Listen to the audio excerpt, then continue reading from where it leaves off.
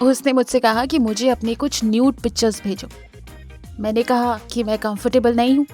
उसने कहा क्यों, तुम मुझ पर ट्रस्ट नहीं करती? मैंने कहा नहीं, बात ये नहीं है, बात ये है कि मैं पहले ही बता चुकी हूँ कि मैं इस तरह की पिक्चर्स और इस तरह की चैट्स में कंफर्टेबल नहीं हूँ। तुम्हें पता है मैं तुमसे प्यार करती हूँ और तुम्हें ट्रस्ट भी करती हूँ, बस मुझे थोड़ा टाइम दो। तुम बहुत टाइम ले चुकी हो, अगर तुमने आज मुझे अपनी पिक्चर्स नहीं भेजी तो ये रिश्ता ख़त्म समझो, अपने जैसा कोई पुराने ख्यालों वाला ढूंढ लेना। मैंने अपनी आंखें बंद की, अपनी चेयर को थोड़ा पीछे किया और मोबाइल का कैमरा ऑन किया और एक पिक्चर क्लिक करके भेज दी। बंदे ने तुरंत पिक्चर को डाउनलोड किया और जैसे ही पिक्चर डाउनलोड हुई, सामने थी एक नेकेड मिडिल फिंगर, नीचे लिखा था फक ऑफ। और इस कैप्शन के पढ़ते ही ये बंदा उसे दोबारा कोई मैसेज नहीं कर सकता था। He was blocked. उस दिन उस लड़की ने अपनी जिंदगी का सबसे इम्पोर्टेंट लव चूज किया, वो था सेल्फ लव। उसने खुद को चुना, अपनी सेल्फ रिस्पेक्ट और अपनी डिग्निटी को चुना। और मुझे नहीं लगता कि इससे ज्यादा इम्पोर्टेंट कुछ और हो सकता है।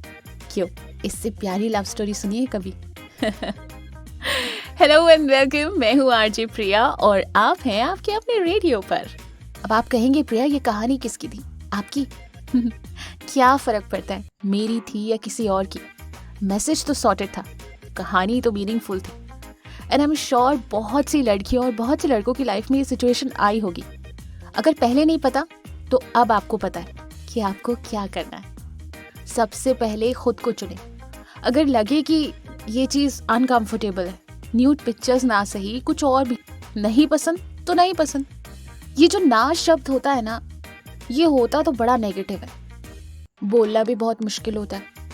लेकिन सच बता रही हूँ, 90% ऑफ द प्रॉब्लम आपकी सॉल्व हो जाती है अगर सही समय पे इस शब्द का इस्तेमाल कर लिया जाए। ना, नहीं, आ। पर सवाल ये उठता है प्रिया कि वो सही समय होता कब है? कई बार हम ना तो बोल देते हैं, पर फिर हमें लगता है कि यार गलती कर दी। हाँ बोल देते, शायद कर सकते थे, शायद हाँ बोल के चीजें सही हो जाती। आज की कहानी आपके लिए, जो आपको शायद ना कब बोलना है ये समझना थोड़ा सा आसान कर देगा। अमन मेरे रेडियो के जो सफर की शुरुआत है, शुरुआत से ही मेरे साथ है, मतलब बहुत पुराना रिश्ता है। और आज उसी रिश्ते और भरोसे के चलते अमन अपनी कहानी हमारे साथ शेयर करना चाहते हैं। तो चलिए शुरू करते हैं। ये बात है साल 2012 से 13 की। मैं उससे पहली बार अपने भाई की मोबाइल शॉप पर मिला। वो मोबाइल रिचार्ज कराने आई थी। मैं भाई की शॉप पर बस यूं ही जाता था।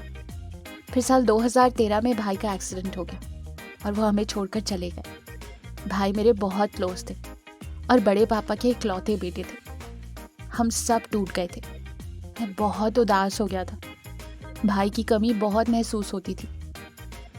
फिर बड़े पापा अकेले पड़ गए तो उनकी मदद के लिए मैंने दुकान पर बैठना शुरू कर दिया।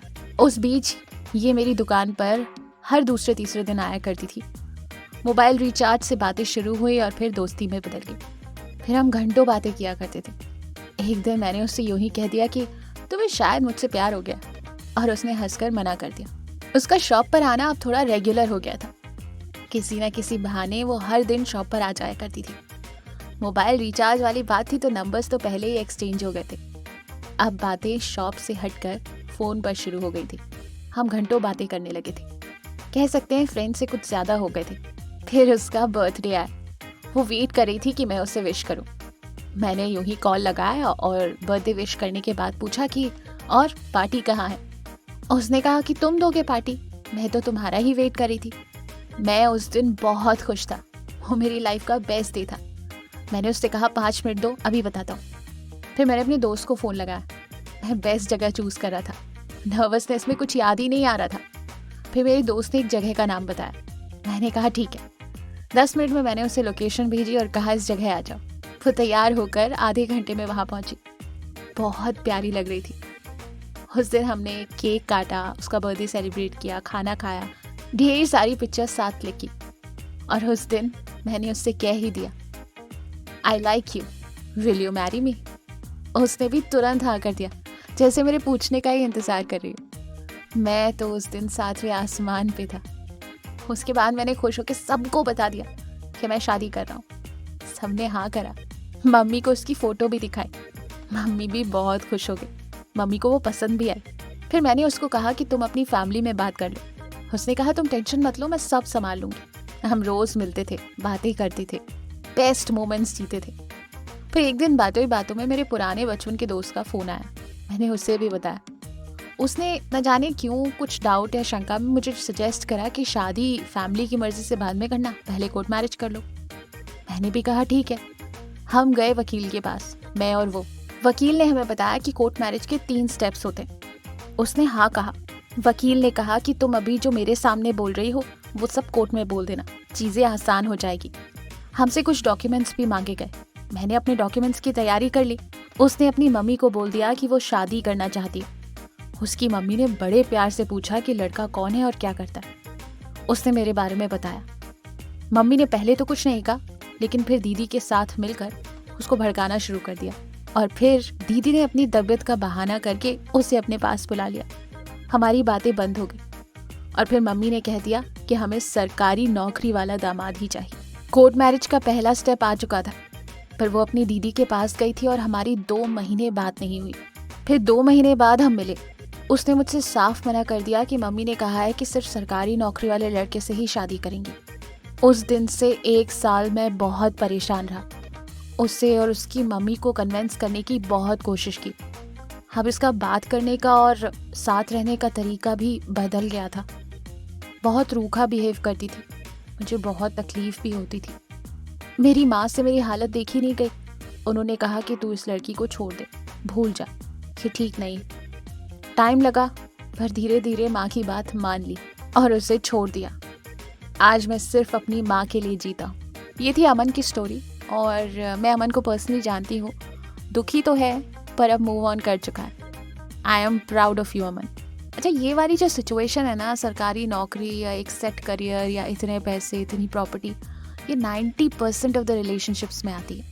कभी सरकारी जॉब, कभी कुंडली, कभी गोत्र, कभी कम्युनिटी, कभी कास्ट, कभी गोरी, कभी काली।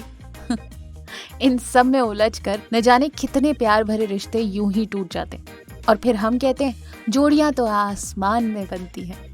खैर, मुझे लगता है कि अमन तुमने सही डिसीजन लिया और मुझे लगता है कि इस सिचुएशन में ना आपको बहुत ज़्यादा ग्रज भी नहीं रखना चाहिए, बिकॉज हर कोई ये चाहता है कि वो अपने लिए best of the best life choose करे। लड़के भी आजकल ऐसी लड़कियां चूज़ करते हैं जो सुंदर भी हो, सुशील भी हो, घर का काम भी जानती हो, एजुकेटेड भी हो, पैसे भी कमा रही हो, बैकग्राउंड भी स्ट्रांग हो, और लड़कियां भी सरकारी नौकरी, बिजनेसमैन, अच्छा पैकेज।